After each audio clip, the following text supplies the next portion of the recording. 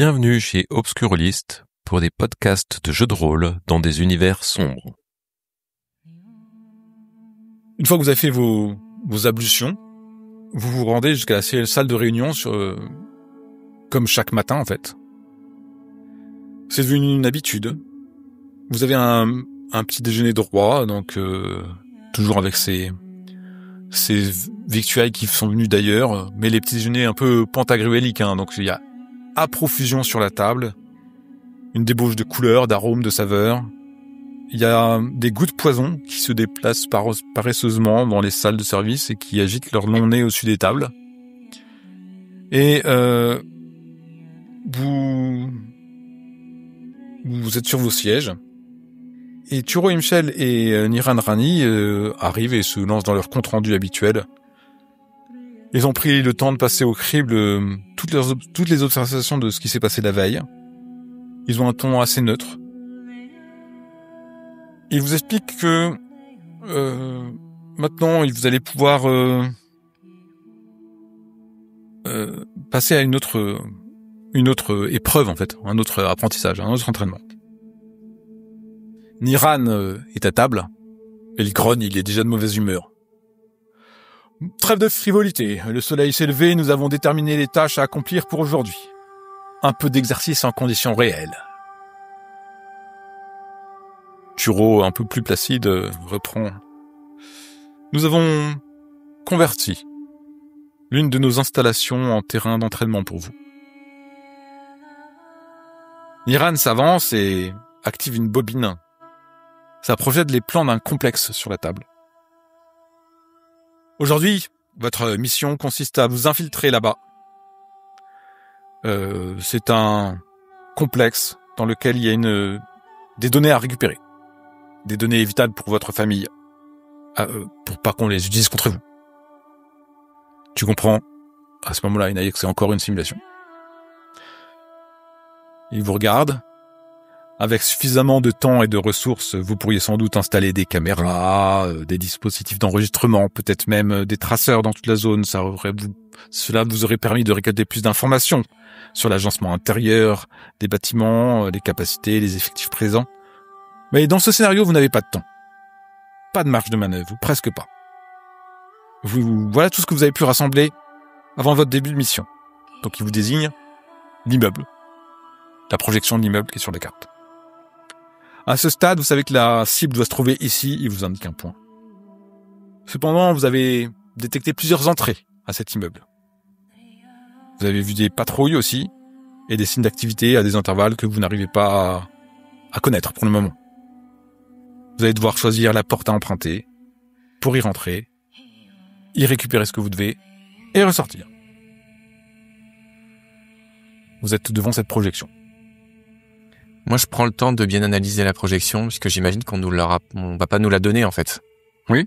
Donc, j'essaie d'analyser, repérer les étages, les pièces, les quelques points lumineux des patrouilles que je peux voir, pour pouvoir réutiliser ça plus tard. Alors, pour un œil non exercé, les bâtiments, c'est un bâtiment. Effectivement, toi, t'es un monta. Et tu regardes attentivement le déplacement des lumières, l'agencement des pièces. Tu remarques quand même certains points. T'arrives à te figurer un peu. Pour toi, c'est comme un corps en fait. Les entrées, c'est des artères. Ensuite, tu vois les veines, comme le sang qui s'écoule. En fait, t'arrives à tout te représenter comme ça. Et t'arrives à sentir le sens de circulation. T'imagines comment circulent les patrouilles, comment elles s'agencent. Tu repères peut-être les voies les plus faciles à atteindre. Donc en fait, t'as bien analysé, tu sais à peu près, tu saurais conseiller habilement l'héritier et Inaya sur plutôt quelle entrée prendre et comment se déplacer dans les bâtiments. Je suis toujours dans mon rôle de protectrice de l'héritier Shogo et j'ai absolument pas confiance dans les Harkonnen. Ouais. Et je me demande si en observant bien le plan, je pourrais déterminer. En fait, je les soupçonne d'avoir mis un piège ou d'avoir mis une fausse porte ou quelque chose. Tu penses qu'il y a peut-être quelque chose. Tu cherchais s'il y avait un piège. Tu penses pas qu'ils s'en prennent directement à l'héritier parce que leur formation, leur tâche c'est de vous former. Il y a l'empereur qui surveille que tout ça soit fait convenablement. Donc non, ils peuvent pas prendre le risque de blesser l'héritier ou de quoi que ce soit. Par contre, effectivement, ils vous ont dit sans doute que l'objet que vous devez prendre, il est à cet endroit-là. Il y a des bonnes chances qu'il soit pas là et qu'il soit ailleurs. Voilà, ça tu penses qu'il y a peut-être une entourloupe là-dessus et que à ce niveau-là, ils essaient de vous piéger là-dessus. En même temps, c'est peut-être aussi leur rôle de vous tester à improviser. Donc voilà. Une fois que vous êtes prêt à partir, ben vous pouvez y aller. Ce qu'on attend de vous, c'est de faire preuve de réactivité, d'imagination et de discrétion. Moi, j'observe Corbus. Le Corbus, il est pas là. Ah. Il y a que Turo, Imchel et D'accord. Je jette un coup d'œil Miran. autour de moi. Est-ce que des caméras nous observent? Ah oui, il y a un globe espion qui trône sur la table. D'accord. Voilà. Tu sais que toute la conversation ici est enregistrée actuellement. Très bien. Je m'en doutais, mais bon, voilà, moi, c'est clair et net. Je regroupe Aurine et Inaya et je parle avec... on peut discuter et faire un briefing même en présence des instructeurs, et donc je lui demande à Aurine si il a une idée du point d'insertion ou de la façon de faire pour rentrer dans le bâtiment au bon endroit. J'ai effectivement une idée de la stratégie à employer. Ok, est-ce que il faut qu'on sorte l'ornithoptère pour arriver sur le toit? Non, en fait, vous êtes tout en intérieur. Ok, donc pas d'ornithoptère. On va vous amener en fait après un couloir que vous allez emprunter. On suivez les instructeurs dans un dalle de couloir, et puis on ouvre une porte et on ferme la porte derrière vous, et devant vous il y a ce qui symbolise la clôture principale du bâtiment que vous voyez derrière, le bâtiment que vous allez devoir infiltrer. Ok, je pense qu'il faut que tu indiques à Inaya par où on doit passer, et ensuite on ira. Très bien. J'explique à Daminaya et au jeune maître. Je pense que passer par cette porte, escalader cette tuyauterie et enchaîner dans ce couloir nous permettra d'accéder rapidement où serait potentiellement le point. Les chances de réussite me semblent acceptables. Moi, je fais un petit exercice de respiration rapide pour me préparer au combat et potentiellement à l'infiltration et à la grimpette à venir. Ok. Moi, je me suis rappelé mes enseignements Bene Gesserit. J'ai préparé mon corps et mes réflexes, et je me suis faufilé vers l'entrée qui avait été déterminée par Aurine Khan. Après cette reconnaissance, et vous avez une bonne idée de comment va être disposés les yeux sous la description de votre manta Aurine. Vous avez bien compris comment marchaient les patrouilles. Donc ça vous évite, comme ça vous évitez un petit peu tous les ennuis, vous êtes discret, vous repérez quand même qu'il y a des alarmes qui sont un peu partout, et qu'évidemment si les alarmes sont déclenchées, c'est presque échoué votre entraînement. Vous glissez, vous montez, et vous escaladez cette tuyauterie indiquée par Aurine, et vous avancez dans les couloirs. Vous faufilez jusqu'à une porte verrouillée, et vous entendez un bourdonnement grave.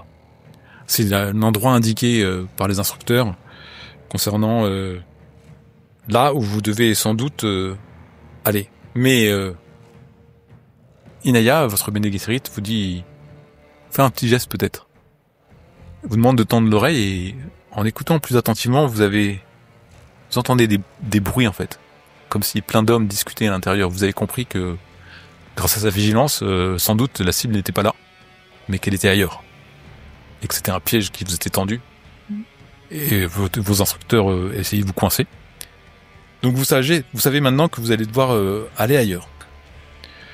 Donc vous faites encore quelques détours, parce que Aurine a bien analysé le bâtiment, et vous arrivez enfin devant une porte verrouillée, sous alarme, et vous allez devoir déverrouiller la serrure de la porte et désarmer l'alarme pour vous rentrer à l'intérieur. Au départ de l'instruction, ils vont vous en donner une trousse électronique, et à chacun un couteau, pour vous défendre. Pour l'instant, vous êtes à l'intérieur, en infiltration, peut-être accroupi dans ce couloir devant cette porte verrouillée, avec l'alarme qu'il faut désactiver aussi, et vous n'avez pas été repéré. Maintenant que vous êtes dans ce complexe, et que il y a encore 2 obstacles entre vous et l'endroit où se trouve le film, vous allez devoir déverrouiller le système d'alarme à l'intérieur et ouvrir un certain nombre de portes verrouillées. Je pense qu'il serait préférable de commencer par les alarmes. J'ai quelques connaissances en espionnage, je pourrais tenter de les désactiver.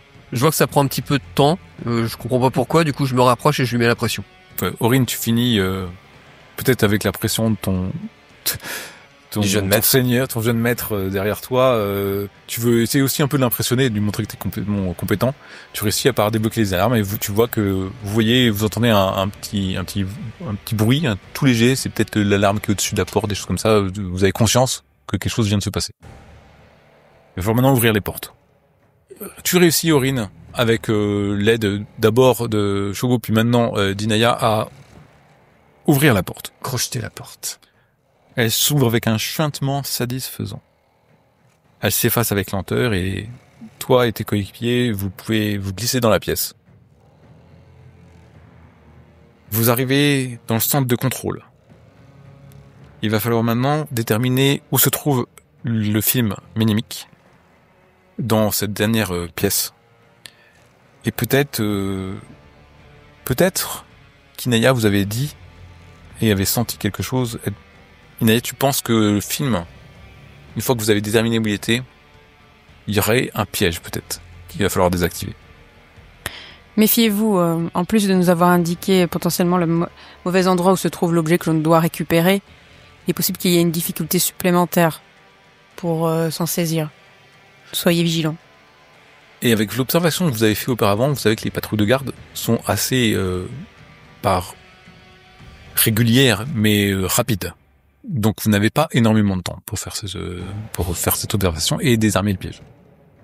Aurine, tu vas chercher le piège, regarder où est-ce que... Voilà, en ma qualité d'espion, des choses qui peuvent me parler, donc j'aimerais utiliser vérité plus discipline pour essayer de trouver où est le piège. D'accord. Toi, Shogo, tu fais quoi? Moi je vais éviter de m'approcher du piège, du coup je vais plutôt sortir mon pistolet, rester à côté de la porte et me préparer s'il y a une patrouille qui arrive. Du coup je vais utiliser combat et devoir.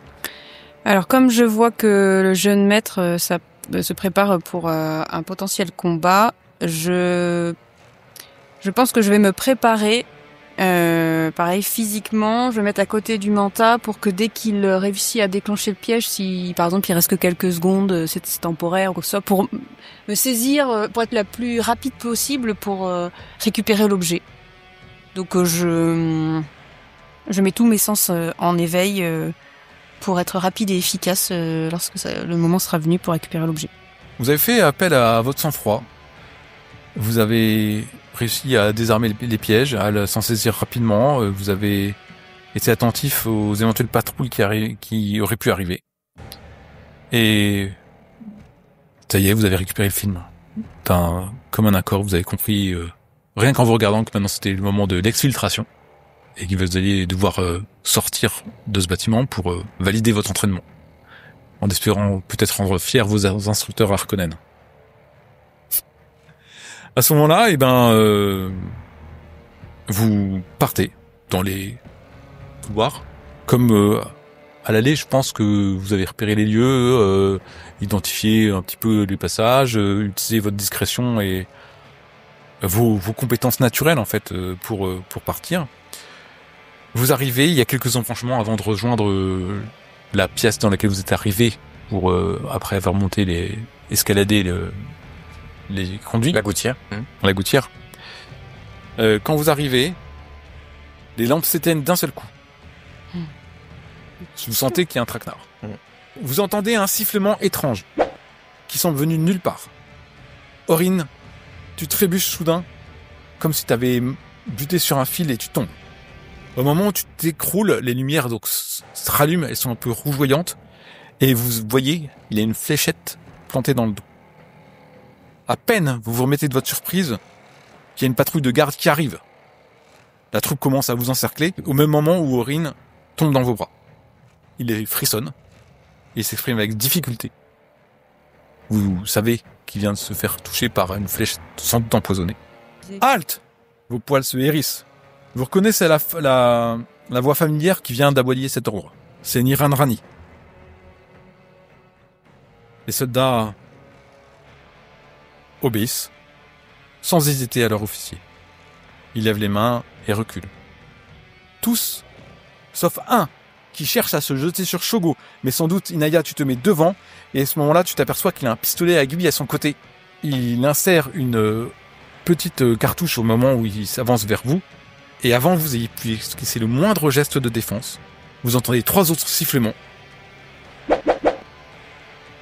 L'attaquant tombe, manque de traverser, et s'effondre. 3 flèches plantées dans sa nuque. Les yeux de Niran brûlent de colère. Il tombe sur l'agresseur à terre, son propre pistolet à aiguille en main. Tu comprends, Inaya, à ce moment-là, que c'est lui qui a tiré. Il appelle un de ses soldats en renfort, lui demande de ficeler le prisonnier. Turo Imshel s'avance, semble très inquiet. Il passe devant vous, il va directement sur Orin. Il le voit allongé au sol, le souffle court. Turo sort un injecteur de ses habits. Il l'applique directement sur Orin et commence à appuyer, à presser l'appareil. Vous savez que c'est un anti-venin basique. Et vous espérez que il ne l'a pas fait trop tard. Tout s'enchaîne dans un flou chaotique à partir de ce moment-là. Il y a une équipe de secours qui se mobilise pour s'occuper d'Orin, pendant que Niran et ses assistants traînent le responsable ailleurs. Ce sera sans doute la dernière fois que vous le voyez. Quelque temps après, on t'a enlevé le venin, mais tu as encore un temps de convalescence si tu veux à avoir. Et vous êtes laissé dans cette salle de réunion. Les instructeurs sont sortis. On vous a laissé ça normalement pour le débriefing. On va vous interroger sur comment ça s'est passé.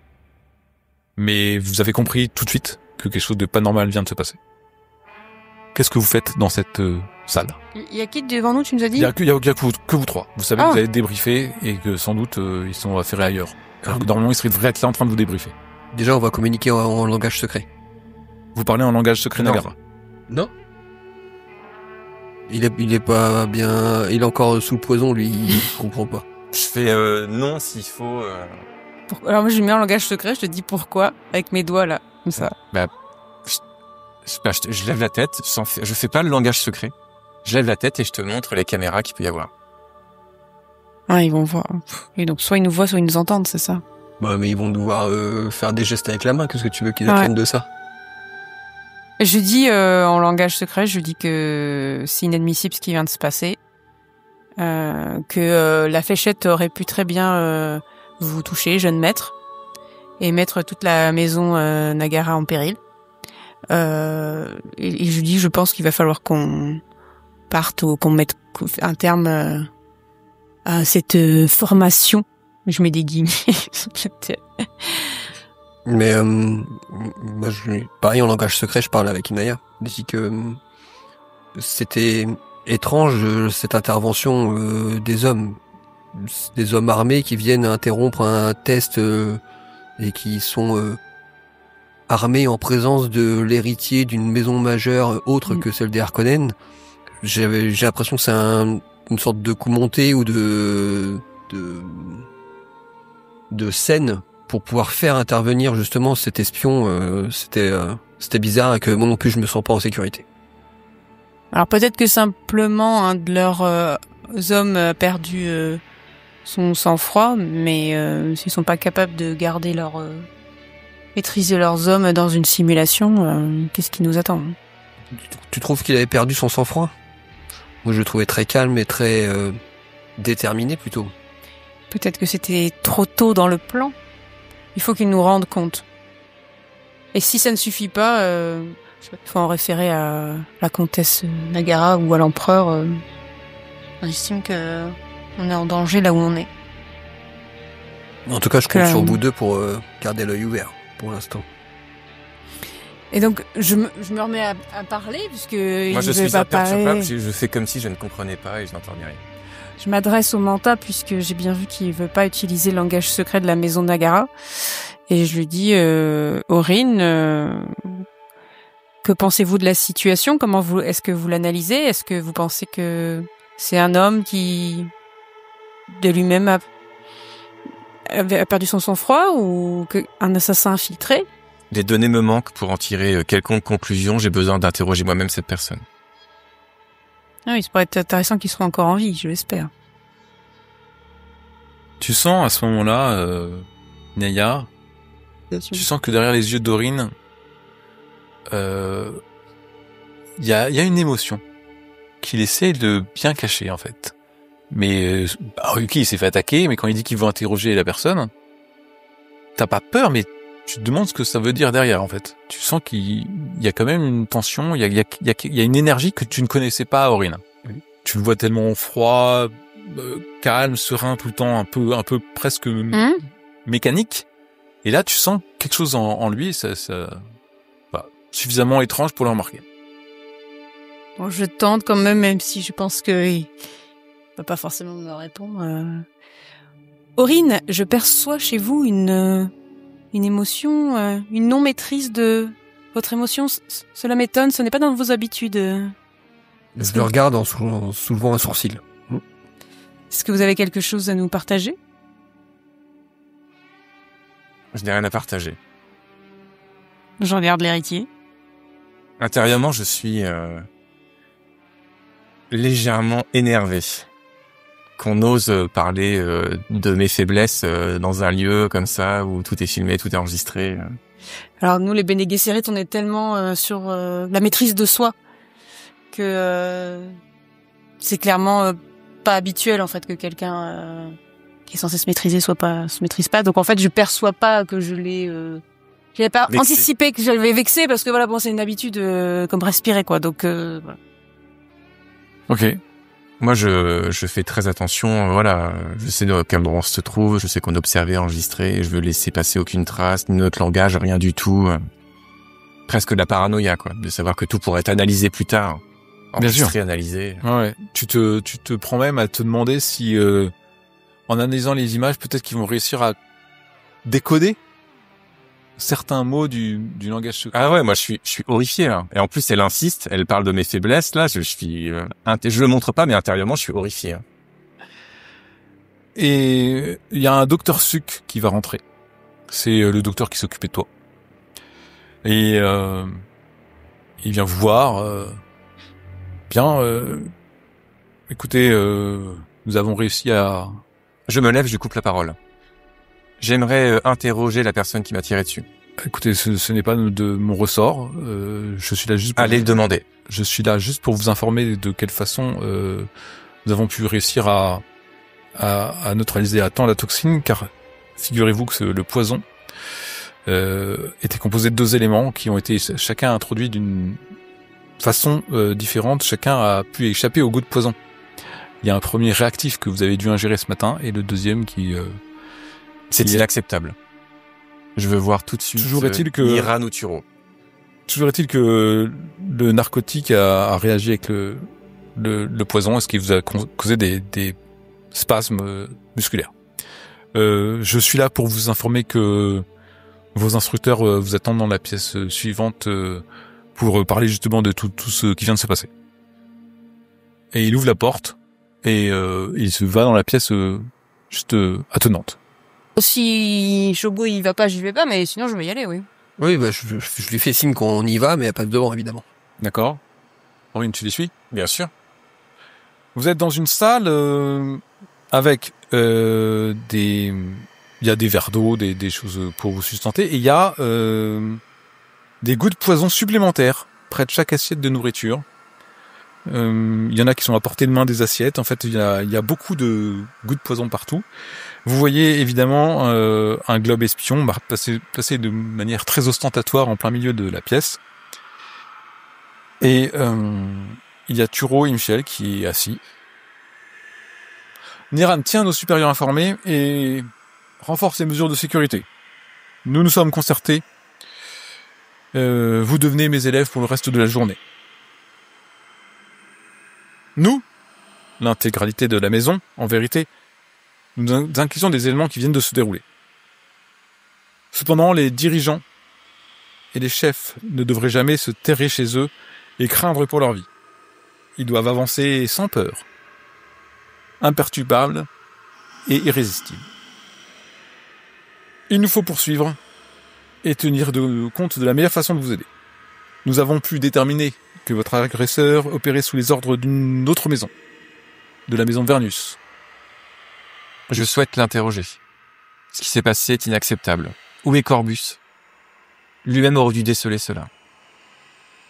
Si les Vernus se sont montrés assez audacieux pour tenter de vous atteindre jusqu'ici, ils ont assurément préparé quelques surprises une fois que vous serez installé dans votre nouveau domaine. Vous devez être vigilant et prêt, Nagar. Une dernière chose à souhaiter, c'est qu'ils parviennent à perturber votre production d'épices. Niran et moi avons discuté de vos options et nous pensons que le plus sage consiste à enquêter sur les éventuelles menaces. Il y a fort à parier que votre ennemi faisait partie d'une petite cellule d'agents infiltrés sur Gali Prime. Hélas, pour répondre à votre question, Orin, il est incapable de répondre à d'autres questions. Comme c'est pratique. Nous avons mené un interrogatoire.